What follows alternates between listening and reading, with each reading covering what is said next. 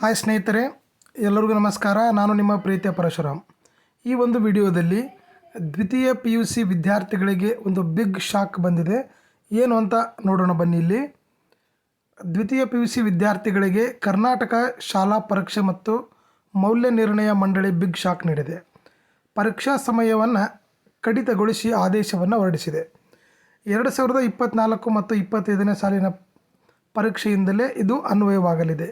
ಈ ಬಗ್ಗೆ ಕರ್ನಾಟಕ ಶಾಲಾ ಪರೀಕ್ಷೆ ಮತ್ತು ಮೌಲ್ಯ ನಿರ್ಣಯ ಮಂಡಳಿ ಸುತ್ತೋಲೆಯನ್ನು ಹೊರಡಿಸಿದೆ. ಈ ಮೊದಲು ವಿದ್ಯಾರ್ಥಿಗಳಿಗೆ ಪರೀಕ್ಷೆ ಸಮಯ 3 ಗಂಟೆ 15 ನಿಮಿಷ ಇತ್ತು. ಆದರೆ ಈಗ ಸಮಯ ಕಡಿತವನ್ನು ಮಾಡಿ ಪರೀಕ್ಷೆಗಾಗಿ ಇದ್ದ 3 ಗಂಟೆ 15 ನಿಮಿಷಗಳಲ್ಲಿ 3 ಗಂಟೆ ಉತ್ತರ ಬರೆಯಲು ಹಾಗೂ 15 ನಿಮಿಷ ಪ್ರಶ್ನೆಗಳನ್ನು ಓದಲು ನೀಡಲಾಗ್ತಾ ಇತ್ತು.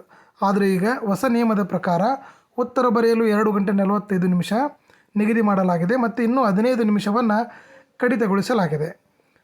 ಸಮಯ ಕಡಿತ ಮಾಡಿರುವುದಕ್ಕೆ ಬೋರ್ಡ್ ಕಾರಣವನ್ನು ಕೂಡ ನೀಡಿದೆ. ಮೊದಲು 3 ಗಂಟೆ 15 ನಿಮಿಷ ಇದ್ದ ಸಮಯದಲ್ಲಿ 100 ಅಂಕಗಳಿಗೆ ಪ್ರಶ್ನೆ ಪತ್ರಿಕೆ ಕೊಡಲಾಗುತ್ತಿತ್ತು. ಆದರೆ ಈಗ 70ರಿಂದ 80 ಅಂಕಗಳಿಗೆ ಲಿಖಿತ ಪರೀಕ್ಷೆ ಇದ್ದು ಉಳಿದ ಅಂಕಗಳು ಇಂಟರ್ನಲ್ ಅಸೆಸ್ಮೆಂಟ್ ನೀಡಲಾಗುತ್ತಿದೆ. ಹೀಗಾಗಿ 15 ನಿಮಿಷವನ್ನು ಕಡಿತ ಮಾಡಲಾಗಿದೆ ಅಂತೇಳಿ PUC ಬೋರ್ಡ್ ಹೇಳಿದೆ. ಈ ಮಾಹಿತಿ ನಿಮ್ಗೆ ಇಷ್ಟ ಆಗಿದೆ ಅಂತ ಅಂದ್ಕೊತೀನಿ. ಮಾಹಿತಿ ಇಷ್ಟ ಆಗಿದ್ದರೆ ವಿಡಿಯೋಗೆ ಒಂದು ಲೈಕ್ ಮಾಡಿ. ಇದೇ ಥರ ಉತ್ತಮ ಮಾಹಿತಿಯೊಂದಿಗೆ ಮತ್ತೆ ನಾನು ನಿಮ್ಮನ್ನು ಭೇಟಿ ಆಗ್ತೀನಿ. ಅಲ್ಲಿವರೆಗೂ ಎಲ್ಲರಿಗೂ ನಮಸ್ಕಾರ.